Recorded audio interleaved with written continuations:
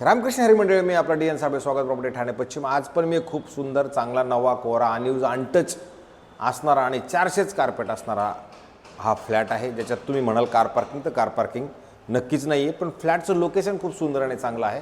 कारण टेंभी नाक्यावरती असणारा हा फ्लॅट आहे। टेंभी नाका हा ठाणे स्टेशनपासून खूप जवळ आहे। त्याच्यानंतर तुमचं जिल्हा सत्र न्यायालय तुमच्या घरामधनं दिसते। जिल्हा सत्र न्यायालय जर बघितलं आपल्या घरामधनं जिल्हा सत्र न्यायालय दिसते। सिव्हिल हॉस्पिटल तुमचं जवळ असणार आहे। दिघे साहेबांचं ऑफिस तुमच्या घरापासून तलावपाळी जवळ असणार आहे। ह्या टेंभी नाक्यावरती 400 कार्पेट असणारा, नवा, कोरा, अनयूज, अनटच असणारा एक सुंदर आणि चांगल्या पद्धतीचा खरं फ्लॅट आहे। जर तुम्ही ग्राउंड प्लस तसे बघितले तर 7 माळ्याची बिल्डिंग आहे। आणि ज्यावेळेला आपण फ्लॅटच्या घराच्या बाहेर जाणार आहोत त्यावेळेला बाकी हा नॉर्थ फेसिंगचा घर असणार आहे।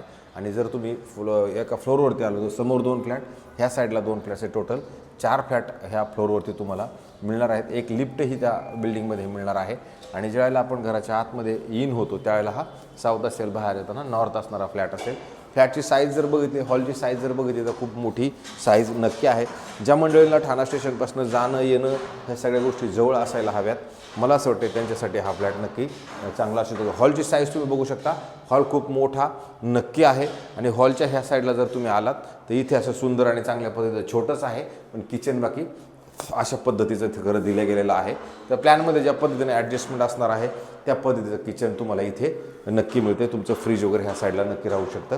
आणि नंतर तुम्ही इकडे जर आलात तर इथे तुम्हाला इमिडिएटली एक पुढे वॉशरूम टॉयलेट आहे, जे तुमचं ह्या कॉमन असणार आहे, ते ह्या साईडला असणार आहे। आणि नंतर जर आपण पुढे आलो तर तुम्हाला इथे एक बेडरूम आहे, जिथं बेडरूमची साईज थोडीशी आहे, पण बेडरूम चांगल्या बेड वगैरे सगळं सेट प्रॉपर होऊ शकतं। तर इथं कॉम्प्रोमाइजचा विषय ठाणे शहरामध्ये, कारण की इथे जागेच्या अभावामुळे त्या पद्धतीनं तुम्हाला असं असणार आहे। क्रॉस व्हेंटिलेशनचा एक खिडकी असणार आहे, आजूबाजूला पण घरं असणार आहेत, कारण हे शहर आहे, शहरामध्ये जागा किंवा प्लॅन त्या पद्धतीनं सेट केला जातो।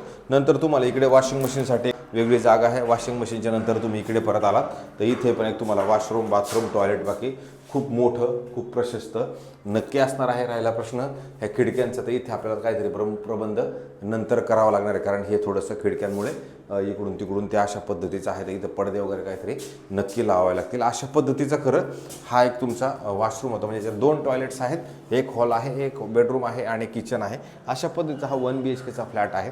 राहिला प्रश्न ह्या किमतीचा, तर किंमत ह्या मालकाने आत्ता सांगताना याची किंमत 80 लाख रुपये, 80 लाख रुपये सांगितलेली आहे। 80 लाख रुपये निगोशिएबल असणारी किंमत आहे आणि 80 लाखामध्ये ते कमी करतील।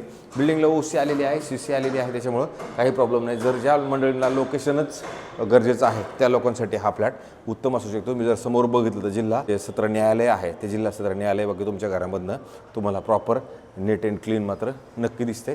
अशा लोकेशनला जर कोणी 1 BHK बघत असेल तर हा ऑप्शन आपल्याकडे उपलब्ध आहे आणि आम्ही हा फ्लॅट तुम्हाला नक्की दाखवू शकतो। अशाच पद्धतीचे नवे, जुने आणि वेगळ्या पद्धतीचे घरं दाखवण्याचा बाकी आपला रोजचा विषय चालूच आहे।